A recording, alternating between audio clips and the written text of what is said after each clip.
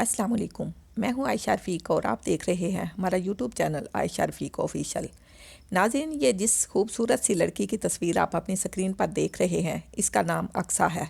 इसके वालिद का नाम रियाज और वालिदा का नाम खतीजा है और ये पाकपतन के इलाके कबूला में रहते हैं। अक्सा जब 6 माह की हुई तो मियाँ बीवी के दरमियान शदीद झगड़े होने लगे और ये झगड़े रोज़ का मामूल बन गए। मगर इस मरतबा मामला इतना बिगड़ा कि 6 माह की बच्ची का भी ख्याल ना किया गया और रियाज ने खतीजा को तलाक दे दी। खतीजा तलाक याफ्ता होकर और अपनी फूल जैसी प्यारी सी बच्ची को सीने से लगाकर वालिदैन के घर आ गई।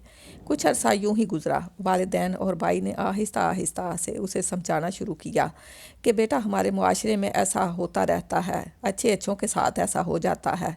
तुम्हारा दुख, तुम्हारी तकलीफ़ अपनी जगह, लेकिन कब तक इसे ताज़ा रखोगी, कब तक इसे सीने से लगाए फिरोगी। तुम्हें दुनियादारी में शामिल होना चाहिए और एक नई ज़िंदगी का आगाज़ करना चाहिए। तुम्हारी एक बेटी है, अकेले ज़िंदगी गुजारना मुश्किल है। शौहर अगर सर पर हो तो फिर भी गरीबी में भी दिन गुजर जाते हैं, वरना औरत का जीना मुश्किल हो जाता है।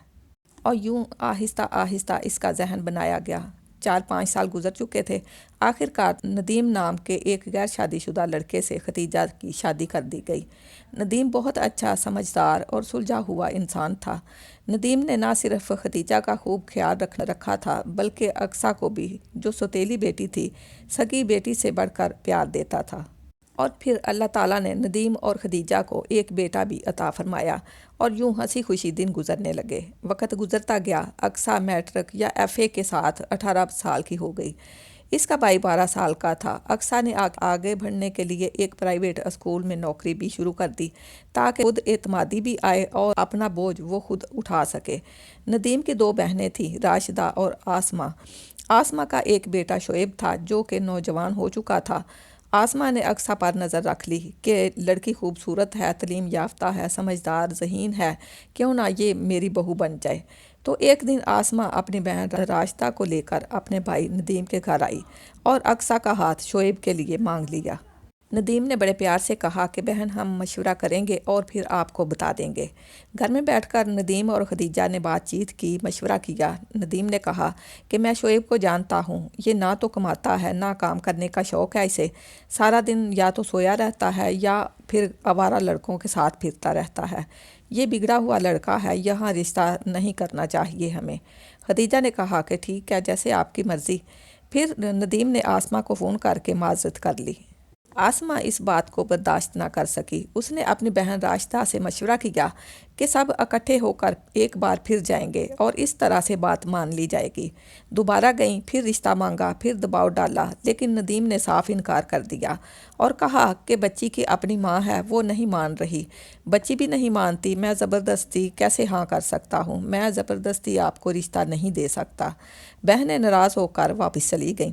अब नदीम और खदीजा ने फैसला किया कि वाकई कहीं और अपनी बेटी का रिश्ता देखते हैं। रिश्ते वाली के ज़रिए उस्मान नाम के लड़के से रिश्ता तय हुआ। नदीम ने अपनी मौजूदगी में खुद अपने हाथों से बाप बनकर बेटी की मंगनी करवाई और शादी की तारीख भी तय कर दी। अक्सा बहुत खुश थी। अब शादी की तैयारियां होने लगीं। उधर आसमा और राशिदा के दिल में हसद और गुस्सा बढ़ता चला गया। फिर कुछ दिनों बाद नदीम की तबीयत ख़राब होने लगी। 2-4 दिन ठीक रहता और फिर बीमार हो जाता। डॉक्टर्स के पास लेकर जाया गया, एडमिट किया गया, ICU में रखा गया और कुछ दिन बाद खबर मिली कि नदीम का दिल का दौरा पड़ने से इंतकाल हो गया है। ये खबर खदीजा पर पहाड़ बनकर गिरी। शौहर के जाने के बाद आसमा और राशिदा ने फिर दबाव डालना शुरू कर दिया। बच्चियां अपनों में ही देनी चाहिए, अब शौहर भी नहीं रहा तुम्हारा, कैसे संभालोगी? कल को कोई मसला हुआ तो कौन खड़ा होगा तुम्हारे साथ? लेकिन ना ही खदीजा मानी और ना ही अक्सा।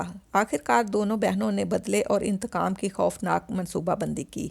राशिदा के नाजायज़ मुरासे एक आदमी आलम शेर से कायम थे। इस शख्स की उम्र 40 से 45 साल थी। इसी आलम शेर के साथ मिलकर एक घिनौना प्लान तैयार किया गया।